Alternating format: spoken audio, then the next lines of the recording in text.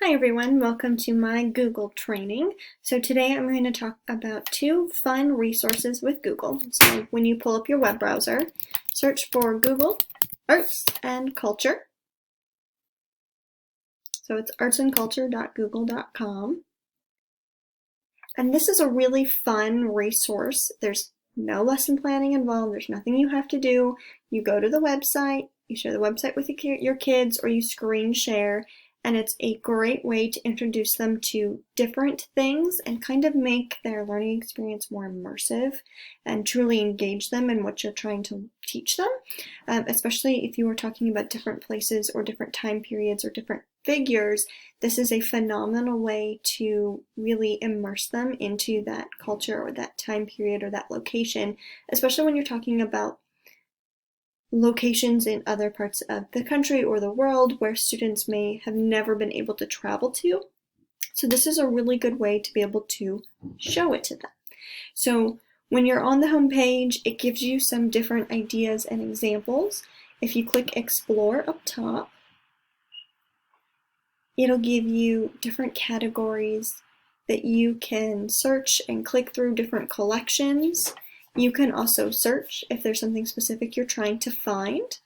And so it's a great way, different art movements, different mediums, artists, historical events, historical figures. So it's a really great and fun way to be able to see different things. There's also a favorites button. So when you click on favorites, if you have starred or hearted anything, it'll put it there. So of course I have a Harry Potter exhibit on mine. And so when I click it, there is a share button, so I can use the share link to be able to pass on a link to my students so they can explore it with me. It'll give you a little bit of information that you can read to your students. So again, it's limiting the amount of lesson planning and time that goes into it. And so it has information that you can read about the exhibits, different pictures. If you look, let me go back to Explore. There are, let me find, when you go for like a location one, like Stonehenge, and again, it's got a good description here. And you can see all of the different pictures that will be available, and if there's an arrow you can kind of click that over to see what else. Anytime you see the little yellow figure, that's kind of your Google Earth, Google Maps option. And that will allow me to essentially be there. So it's allowing me to see what it would like to actually be there. I can take my cursor and move it all the way around so that I can see different things up and down. And so it's just a really fun way to kind of elevate your lesson for that day. And so this is something that doesn't take much time to be able to incorporate and plan. And I love things like that because something like this looks like it took ages to plan, but your students will laugh. So the next thing I wanted to show you is Google Jamboard. So if you go to your Google and you click on Jamboard, I'm going to start from scratch here so you can see what it looks like. Now, first thing, unfortunately, you cannot use your school account. I don't know why. It's free for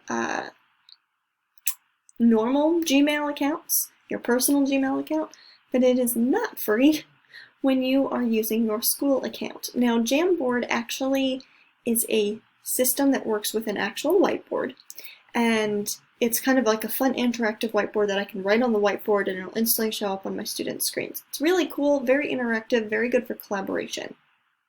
Obviously, since we're a virtual school, we're not going to spend the money on anything like that, but you can use Jamboard for free by using the website platform or the downloadable app on your phone as long as you sign in with your personal Gmail account. And this is basically an interactive whiteboard. Now, when you go to Google Jamboard and you are signed in with your personal account, you click the little orange plus button down here at the bottom, and that is going to open your whiteboard. Now, here I can set the background. There's different ones, dots, blue lines, a graph, and a couple of colored ones, but you can choose the image button and put on whatever type of background you want. I like the blue lines because it makes it look like notebook paper. So I have a pen function, so I can write, my lovely penmanship, write or draw. There's the eraser, so that I can say, nope, it did not come out the way I wanted it to. Arrow, again, just a select. My favorite is the sticky note. So I can choose the different colors, and then I can type out my message and say, okay, class, today we're going to have a discussion on what's better, tacos or pizza. Let's discuss. And now I can have a couple of these topics up here as kind of an exit ticket or an entry ticket, a way to check for understanding, or just a way to facilitate conversation. Have a couple of different topics up on this page, share this in my live lesson, and allow students to give their responses. Now, students can give a response by handwriting it with a pen, clicking sticky note themselves and typing out their answer, or they can use the text box and type out their answer as well. Now I can add an image, and the beauty of this is I can upload it directly from my computer by URL, the camera function. My two favorites are a Google image search or using images that are stored in my Google Drive. If you use Google Photos, that's an option too.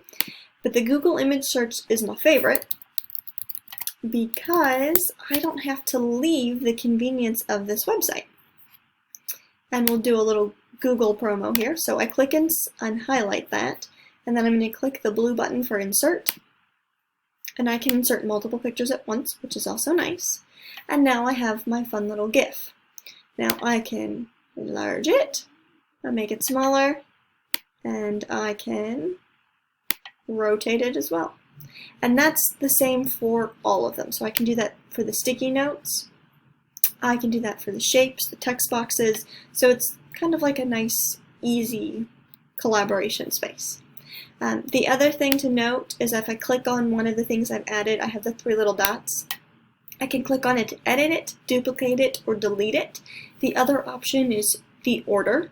This is really good, so for like my question, tacos or pizza, I'm going to want to bring it to the front and keep it that way, because as students fill up this page, depending on how many students are working on it, it's going to get a little cluttered. So I like keeping the topic or the question on the front end of things, so this way it doesn't get hidden for any students that are a little late to the party.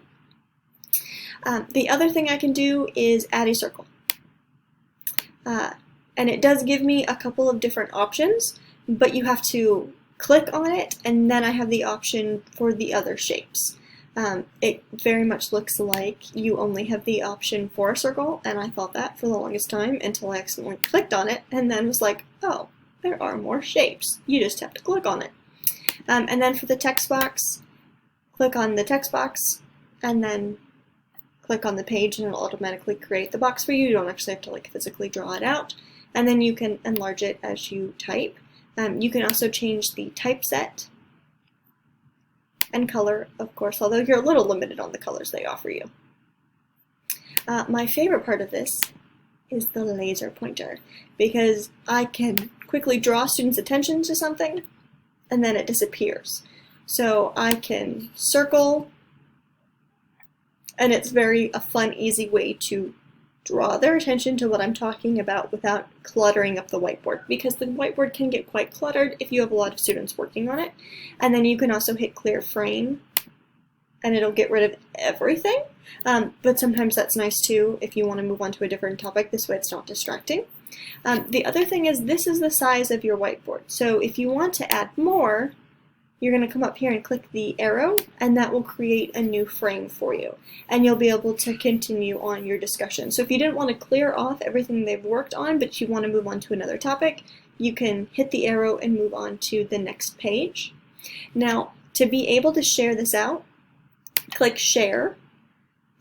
And then down here at the bottom, you want to change to not being unrestricted. You want to make sure it says anyone on the internet with this link can view. And then over here where it says viewer, you want to change that to editor, because if they're just viewing it, they're not actually going to be able to participate in your jam. And then you're going to copy that link, and then you would drop that in the chat or in a web links pod or in an email. And that's the easiest way to get it out to students. I would also recommend sharing your screen during a live lesson so they can see what you're doing if somebody doesn't want to get on to the link to be able to participate as well. Two important things to note. Because we are using this through our personal accounts, and since students don't have their school Gmail, they will be signed in as anonymous. So that is also something to keep in mind, is there's really no way to track who does what. It makes students a little bit more comfortable about sharing information, so this could be fun to use for crew. But it does mean that if you have any knuckleheads acting up, it makes it much harder to track who it was. The other thing is, because they will be in editor mode, that means they have full control, just like we have full control. So they can go in and hit buttons and delete things. So just be prepared for those couple of classroom management issues. In reality, it shouldn't be too much of a pain, but you always know there's always one or two kids that sometimes thinks they're funny, and that's not funny.